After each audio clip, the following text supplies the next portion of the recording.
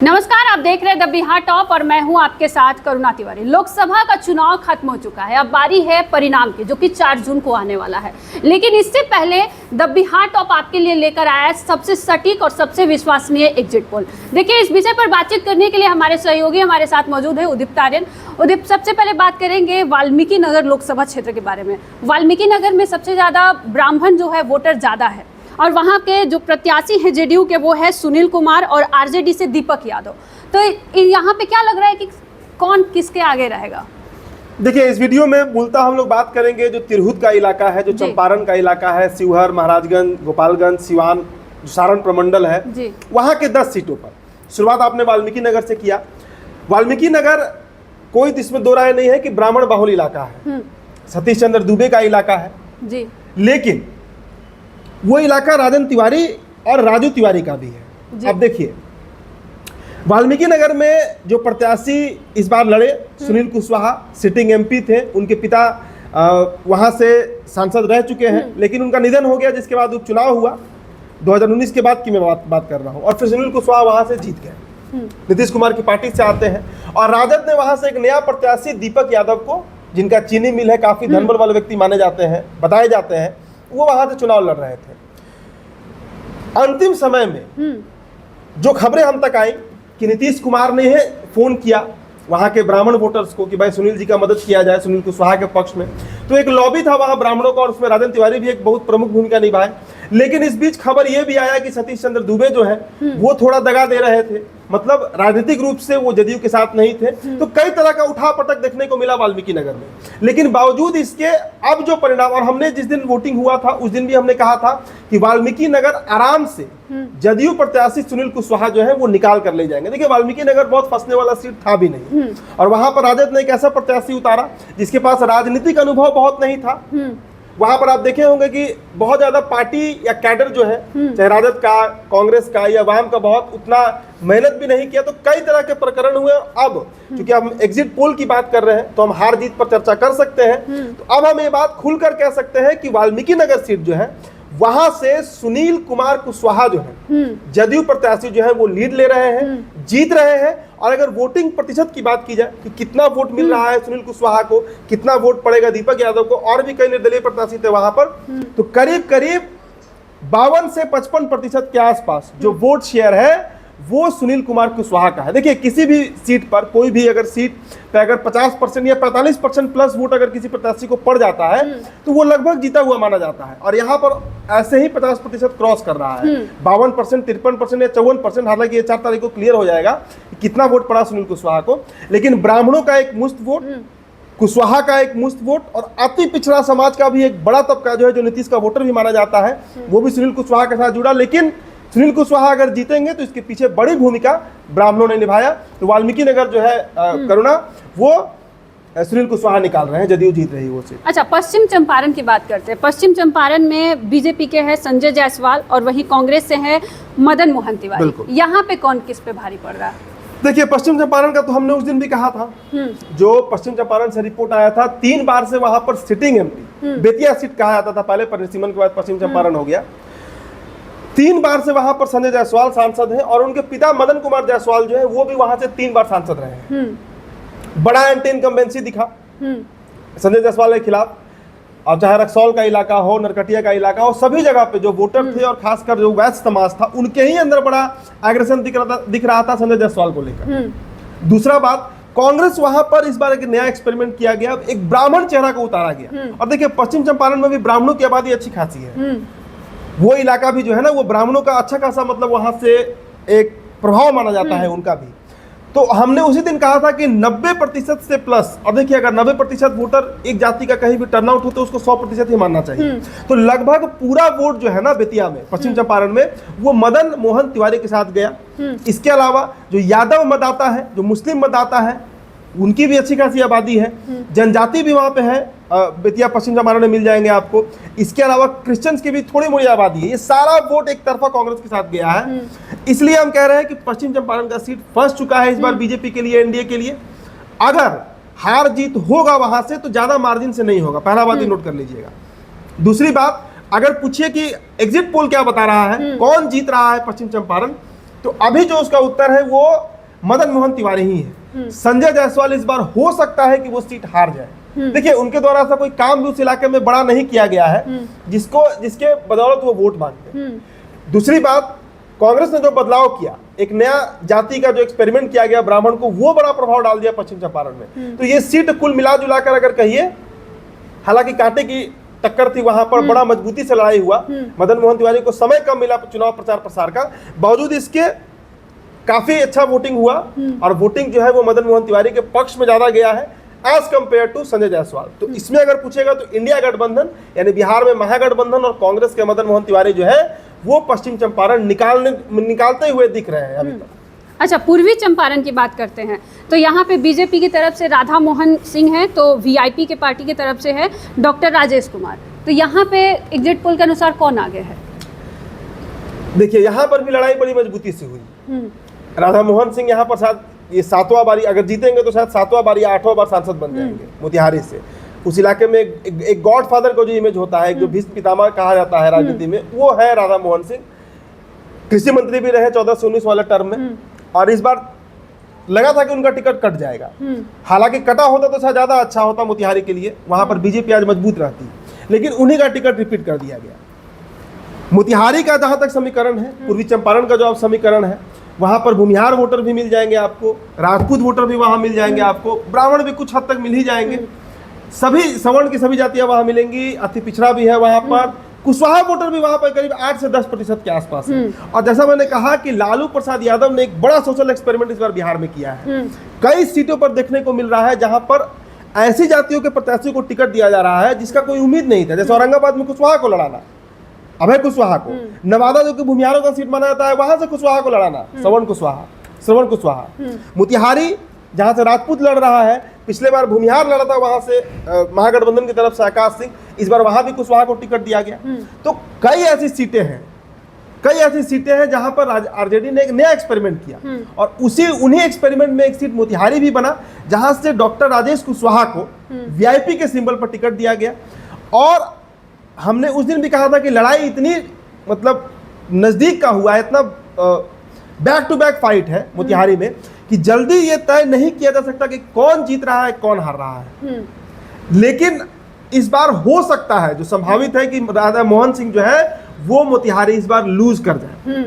मतलब चंपारण का जो पूरा इलाका है, चाहे आप पश्चिमी चंपारण कहिए या पूर्वी चंपारण कहिए, मतलब मोतिहारी कहिए या बेतिया कहिए, दोनों सीट हो सकता है कि इस बार महागठबंधन जो है वो निकाल कर ले जाएगी। अच्छा, सीहोर लोकसभा हाँ, तो उसके बारे में बात करते हैं। तो वहाँ पे जेडीयू से है लवली आनंद, तो आरजेडी से रितु जायसवाल है। तो यहाँ पे कौन आगे है? देखिए यहाँ से एआईएमआईएम भी चुनाव लड़ रही थी, राणा रणजीत सिंह का नाम था, लेकिन बहुत बड़ा फैक्टर वो साबित नहीं हो पाया।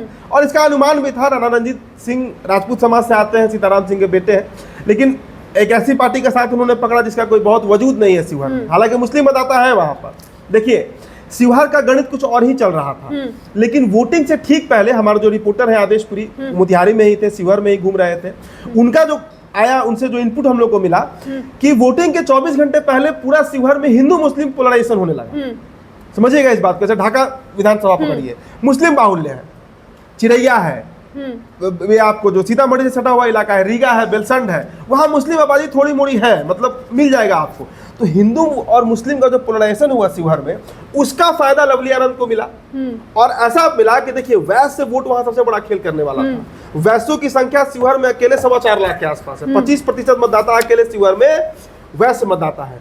और वो खेल जो हुआ शिवहर में, इसके चलते लवली आनंद जो है वो आज मजबूती से वहां पर जीतते हुए दिख रही है। डर किस बात का था कि शिवहर में वैश्य मतदाताओं का वोट कट जाएगा, रितु जायसवाल के साथ चला जाएगा, ये परसेप्शन बनाया जा रहा था, एक अजम्पशन था इस बात को लेकर कि कहीं अगर वैश्य मतदाता जो रमा देवी के साथ रहे 3 टर्म से 2009 से 14, 14 से 19, 19 से 24, कहीं वो वैश्य मतदाता जो है वो कहीं रितु जायसवाल के साथ अगर चले गए तो वहां पर एनडीए का खेल खराब हो जाएगा। ये अनुमान था, लेकिन ऐसा हुआ नहीं। जो हिंदू मुस्लिम पोलराइजेशन हुआ उसके चलते देखिए बिहार में इस बार कई सीटों पर अगड़ा पिछड़ा का लड़ाई देखने को मिला। कुछ सीटों पर हिंदू मुस्लिम का भी एक ध्रुवीकरण देखने को मिला, उनमें से एक सीट बना शिवहर। और इसका सीधा फायदा जो है ना वो आनंद मोहन के कुनबे को, उनकी पत्नी लवली आनंद को मिलते हुए दिख रहा है। और मेरा अपना अनुमान है कि कम से कम 1.5 से 2 लाख के मार्जिन से लवली आनंद जो है वो इस सीट निकालने जा रही है पक्के तौर पर। चलिए आगे बात करते हैं वैशाली लोकसभा क्षेत्र के बारे में। तो यहाँ पर जो एनडीए की प्रत्याशी है वो वीणा देवी है और आरजेडी से मुन्ना शुक्ला है। तो यहाँ पे क्या समीकरण बन रहा है? देखिए वैशाली में मुन्ना शुक्ला निकल जाएंगे। मुन्ना शुक्ला इस बार निकल जाएंगे वहां से। वीणा सिंह के खिलाफ तो एक नेगेटिव माहौल था भी, एंटी इनकम्बेंसी भी था, कोई ऐसा काम वैशाली में किया नहीं गया। दूसरी बात, लड़ाई वहां पर राजपूत वर्सेस भूमिहार की हो गई थी। जो रिपोर्ट आया मैंने बताया भी था कि मुजफ्फरपुर और वैशाली के वोटिंग के ठीक पहले मुन्ना शुक्ला ने मुजफ्फरपुर में एक बैठक की थी, भूमिहारों की बैठक की गई थी जिसमें अजीत शर्मा जैसे बड़े नेता भी मौजूद थे। और ये तय किया गया था कि भूमिहार समाज जो है वो इस बार इंडिया गठबंधन को वोट करेगा, मुजफ्फरपुर में और वैशाली दोनों लोकसभा में। और यही कारण बना कि वैशाली में भूमिहारों की संख्या लगभग राजपूत के बराबर है। लालगंज अगर आप पकड़िए विधानसभा तो वो गढ़ है भूमिहारों का, और हर विधानसभा में वहां पर भूमिहार आपको अच्छी खासी संख्या में मिलेंगे। तो वैशाली में इस बार वही गुणागणित बना कि टोटल भूमिहार वोट जो है वो टर्नआउट हो गया मुन्ना शुक्ला के साथ, प्लस यादव वोट उनको मिला ही मिला, मुस्लिम वोट उनको मिला ही मिला, और पिछड़ों का भी एक बड़ा तबका जो है वो आरजेडी के साथ इस बार जुड़ गया वहां पर। तो मुन्ना शुक्ला जो है वो वहां से मतलब बहुत लड़ाई नहीं दिखा वैशाली में। दूसरी बात, चिराग ने जो टिकट बंटवारा किया, मैंने पिछले वीडियो में भी बताया था कि कई सीटों पर ये देखने को मिला है जहां से चिराग के प्रत्याशी लड़ रहे हैं, ऐसे ऐसे प्रत्याशियों को टिकट दिया गया जो जिनके पास ना तो राजनीतिक अनुभव है और ना ही जिनका कोई बड़ा मतलब इस तरह का काम है सामाजिक कार्यकर्ता के तौर पर भी कि जनता उनको एक्सेप्ट कर सके, प्लस बाहर के भी हैं। जैसे राजेश वर्मा खगड़िया से लड़े, समस्तीपुर से संभवी लड़ी, वैसा ही गुणागणित वीणा देवी के साथ भी बन। देखिए वीणा देवी का एक बड़ा नेगेटिव इम्पैक्ट पासवान वोटर्स के बीच रहा, चिराग को पसंद करने वाले वोटर्स के बीच रहा है, क्योंकि पार्टी जो टूटा, परिवार जो टूटा, उसमें एक बड़ी भूमिका वीणा देवी की रही। लेकिन उनका टिकट रिपीट करना, चिराग के भी कितने बड़ी संख्या में ऐसे वोटर रहे हैं जो वीणा देवी को वोट नहीं किए। वो चिराग को पसंद करते हैं, चिराग के पक्ष में बोलते हैं, लेकिन वीणा देवी को वोट नहीं कर रहे हैं। तो उसका भी खामियाजा भरना पड़ा वैशाली लोकसभा में, जिसके चलते वीणा देवी वहां से हारते हुए दिख रही हैं। और मुन्ना शुक्ला मतलब इस बार मुन्ना शुक्ला का ये सपना पूरा होने जा रहा है कि वो सांसद बन सकते हैं, जो एग्जिट पोल का नतीजा बता रहा है। मतलब इंडिया गठबंधन और बिहार का महागठबंधन जो है वो वैशाली फतह कर रहा है। अच्छा, गोपालगंज लोकसभा क्षेत्र के बारे में बात करें तो यहाँ पर जेडीयू की तरफ से आलोक कुमार सुमन है, तो वीआईपी की तरफ से प्रेमनाथ चंचल है। तो यहाँ पे कौन किस पे भारी हो रहा है, कौन आगे निकल रहा है? देखिए, अगर गोपालगंज के समीकरण को समझे तो गोपालगंज में लड़ाई एक तरफा था, जीत भी एक तरफा होगा। और जो वहाँ का समीकरण है, मैं बार बार कहता हूँ इस बात को कि गोपालगंज में एनडीए गठबंधन के किसी भी प्रत्याशी को बहुत मेहनत करने की जरूरत नहीं पड़ती है। वहां पर सिर्फ और सिर्फ अगर सवर्ण मतदाताओं की संख्या हम जोड़ दें और उसमें अगर हम वैश्यों को जोड़ दें तो वो अकेले 60% के आसपास है, अकेले। मतलब ब्राह्मण, भूमिहार, राजपूत, कायस्थ और बनिया, वैश्य, ये अकेले वहां पे 7.5 से 8 लाख के आसपास इनकी आबादी हो जाती है वोटर्स के तौर पर। तो ये समीकरण इतना मजबूत है गोपालगंज में कि वहां पर बहुत चुनाव प्रचार प्रसार, मेहनत और कैंपेनिंग की जरूरत नहीं पड़ती है एनडीए को। तो आलोक कुमार सुमन वहां से आराम से निकलेंगे। दूसरी बात समझिए, प्रेमनाथ चंचल को टिकट दिया गया, पासवान रिजर्व सीट है, चूंकि आरक्षित सीट है, तो पासवान जाति से आते हैं प्रेमनाथ चंचल। इनके पिता का बैकग्राउंड जो है ना वो भाजपाई है, वो बीजेपी के अनुसूचित जाति मोर्चा के कोई बड़े पद पे रहे हैं पार्टी के तौर पर। तो ये भी एक बड़ा ड्रॉबैक बन गया कि एक भाजपाई के बेटा को टिकट दिया गया। और वीआईपी की तरफ देखिए, जिसमें टिकट मिला था गोपालगंज का टिकट, जब ये डिसाइड हो गया कि गोपालगंज जो है वो मुकेश सहनी की पार्टी लड़ेगी, विकासशील इंसान पार्टी लड़ेगी, उसी समय हम लोग ये चर्चा करना शुरू कर दिए थे कि क्या गोपालगंज की सीट हारने के लिए मुकेश सहनी को दी गई है, क्या आरजेडी को पता है कि वो सीट नहीं निकाल पाएगी इसलिए वो सीट दे दिया गया वीआईपी को। इसकी चर्चा हो रही थी, सभी मीडिया हाउसेस में हो रही थी, राजनीतिक गलियारों में भी इसकी चर्चा हो रही थी। तो अब हम कह रहे हैं कि अकेले आलोक कुमार सुमन जो है, डॉक्टर आलोक कुमार सुमन जो है, हालांकि काम उनके द्वारा भी नहीं किया गया, लेकिन बावजूद इसके जाति समीकरण इतना मजबूत है उनके पक्ष में कि निर्विवाद रूप से आराम से 60 से 65% वोट अकेले ले आएंगे, वो देखिएगा। और वो सीट बड़ा मार्जिन से, मतलब अगर बिहार का एक सीट पूछिए जहां पे बड़े मार्जिन से हार और जीत तय होनी है तो वो सीट गोपालगंज होगा।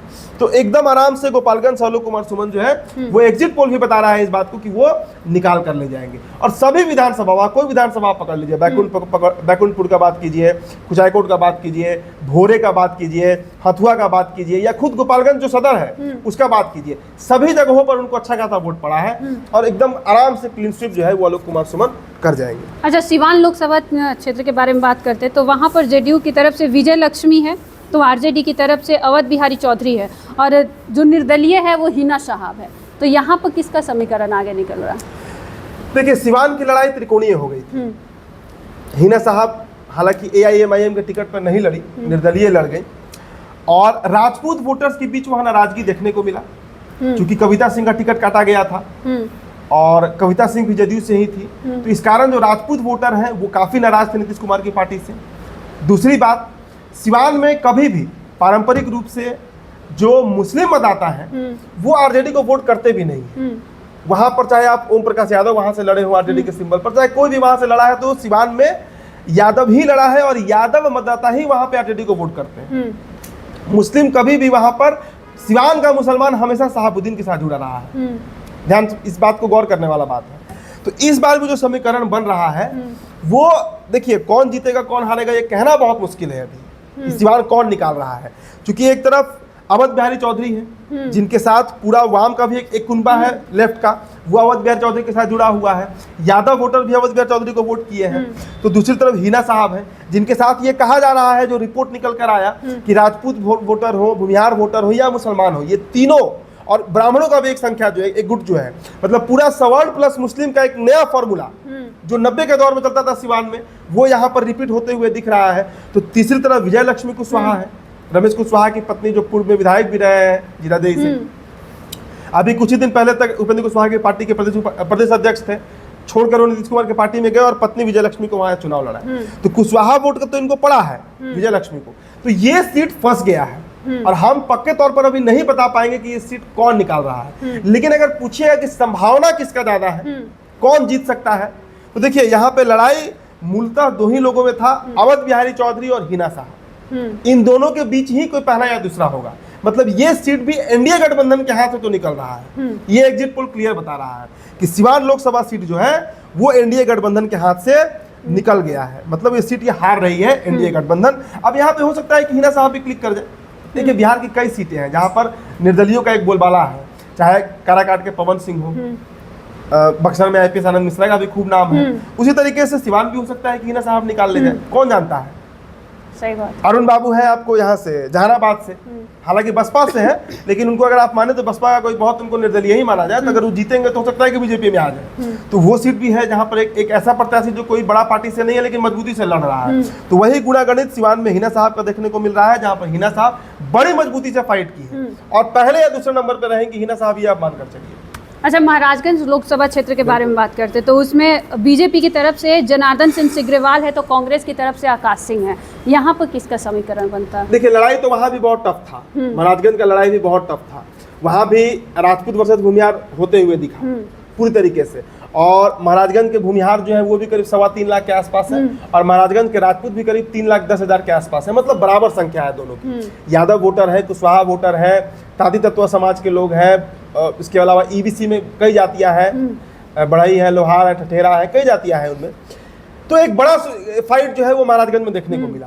लेकिन वहां से जो अब एग्जिट पोल का रिजल्ट आ रहा है, जो बता रहा है एग्जिट पोल, जो वहां के वोटर्स जो तय कर रहे हैं, जो सैंपल रिपोर्ट बता रहा है, महाराजगंज जनार्दन सिंह सिग्रीवाल निकाल ले जाएंगे। आकाश सिंह इस बार फिर वहां पर नहीं जीत पाएंगे। पिछले बार आकाश सिंह मोतिहारी से लड़े थे और हार का उनको सामना करना पड़ा था। हालांकि देखिए, अखिलेश प्रसाद सिंह ने बहुत मेहनत किया महाराजगंज में, इसमें कोई दो राय नहीं है। लेकिन महाराजगंज में एक जो बना बनाया कैडर है बीजेपी का, वो कैडर बीजेपी के साथ रहा और यही कारण है कि वहां पर जनार्दन सिंह सिग्रीवाल जो है वो निकाल ले जाएंगे। कुशवाहा वोटर भी वहां पर टूटे नहीं, सबसे बड़ी बात। कुशवाहा अगर महाराजगंज में टूट जाते तो शायद सिग्रीवाल के लिए ये सीट निकालना बहुत मुश्किल हो जाता, लेकिन वहां पर कुशवाहा वोटर जुड़े रहे बीजेपी के साथ। और अब यही कारण बन रहा है कि जनार्दन सिंह सिग्रीवाल जो है वो मतलब महाराजगंज सीट निकाल ले जाएंगे। भले ही मार्जिन पिछले बार से कुछ कम हो जाए, लेकिन सीट जो है महाराजगंज का वो निकलते हुए बीजेपी का दिख रहा है। अच्छा, जमुई लोकसभा क्षेत्र के बारे में बात करते हैं तो वहाँ से अरुण भारती है और अर्चना रविदास। हाँ, तो इन दोनों के बीच में वहाँ पे किसका मतलब ज़्यादा है? देखिए, वहाँ पर जब चुनाव प्रचार चल रहा था, 19 अप्रैल को मतदान हुआ था, 17 तारीख तक का माहौल जिस तरीके का था, वहाँ पर अर्चना रविदास लीड ले रही थी। चूंकि अरुण भारती जो चिराग पासवान के बहनोई है, एक तो उन पे आरोप लगाया गया कि बाहर के प्रत्याशी हैं, आउटसाइडर हैं, लोकल नहीं है। दूसरी बात, बिना कोई राजनीतिक अनुभव के चिराग ने उनको टिकट दे दिया, परिवारवाद का भी उनके ऊपर आरोप लगा। तो कई तरह की बातें चल रही थी। लेकिन 17 अप्रैल के कोई वीडियो जो वायरल हुआ जिसमें चिराग पासवान की माता जी को, रीना पासवान जी को, जो अभद्र बातें कही जा रही थी और राजद के कार्यकर्ताओं के द्वारा कहा जा रहा था, तेजस्वी मंच पर थे, तेजस्वी के सामने कहा जा रहा था, वो पूरा चुनाव पलट दिया। वो पूरा ही चुनाव पलट दिया। एक सेंटिमेंटल वेव जो है ना, एक जो भावनात्मक लहर होता है, वो चिराग के पक्ष में और उनकी पार्टी के पक्ष में, उनके प्रत्याशी, उनके बहनोई अरुण भारती के पक्ष में जमुई में रातों रात खड़ा हो गया। नहीं तो वो सीट शर्तिया तौर पर अरुण भारती हार रहे थे। अरुण भारती वहां से हार रहे थे, ये बात बीजेपी भी जान रही थी, चिराग को भी इस बात का टेंशन था। लेकिन आप इसे कहिए कि एक दुर्भाग्य या यूं कहिए कि राजद के पक्ष का माहौल खराब होना था कि अर्चना रविदास को हारना था, जो एग्जिट पोल बता रहा है कि उस तरीके का एक वीडियो वायरल हो गया जो पूरे बिहार के घर घर में सर्कुलेट हो गया और जमुई में इसका बड़ा नेगेटिव इंपैक्ट पड़ा। राजद को दलित विरोधी के तौर पर उस वीडियो में आगे किया गया, साबित किया गया और उसका रिपरकशन हुआ कि जमुई लोकसभा में जो अरुण भारती हैं, अब जो रिपोर्ट आ रहा है कि जमुई अरुण भारती निकाल रहे हैं। भले ही मार्जिन कम होगा, बड़ा मार्जिन नहीं होगा, मतलब लाख, 2 लाख, 3 लाख का मार्जिन नहीं होगा, कम मार्जिन होगा, 70,000 का मार्जिन हो सकता है, 50,000 का मार्जिन हो सकता है। लेकिन अरुण भारती वो सीट जो है ना जमुई, वो निकालते हुए दिख रहे हैं। एनडीए गठबंधन लोजपा रामविलास जो है ये सीट निकाल रही है जमुई लोकसभा। अच्छा, नवादा लोकसभा क्षेत्र के बारे में बात करते हैं। यहाँ पे बीजेपी की तरफ से विवेक ठाकुर है, तो वहीं आरजेडी की तरफ से श्रवण कुशवाहा है। यहाँ पे किसका समीकरण निकलता है? देखिए, नवादा लोकसभा का अगर आप जिक्र कीजिएगा तो नवादा लोकसभा में एनडीए जो है वो क्लीन स्वीप कर जाएगा। और इसका बड़ा कारण बने विनोद यादव, राजबल्लभ यादव के भाई। हम लोग नवादा गए भी थे, 3 दिन का हमारा वहाँ प्रवास था, हम रुके, जो चीजें हमें समझ में आई, यादव वोटर्स करीब 50,000 से 75,000 के आसपास राजद का जो यादव वोटर, कैडर वोटर है, वो कट कर चला गया राजबल्लभ यादव के साथ। और ये बड़ा नुकसान उठाना पड़ा राजद को, जिसके चलते अब श्रवण कुशवाहा जो है, जो राजद से लड़े। हालांकि देखिए समीकरण बड़ा तगड़ा बन रहा था वहां पर, अगर यादव प्लस कुशवाहा बनता नवादा में तो आप मान कर चलिए कि वो सीट विवेक ठाकुर हार जाते, बीजेपी नवादा हार जाती। लेकिन अब जो समीकरण बना विनोद यादव के खड़े होने के बाद चुनाव में, राजबल्लभ यादव के भाई है, और देखिए उस परिवार का एक बड़ा इंपैक्ट नवादा में माना जाता है। मैंने कहा ना कि नवादा बिहार को सबसे अधिक गिट्टी सप्लाई करने वाला जिला है और वहां पर गिट्टी का जो कारोबार है उसमें 3/4 हिस्सेदारी अकेले राजबल्लभ यादव एंड फैमिली का है।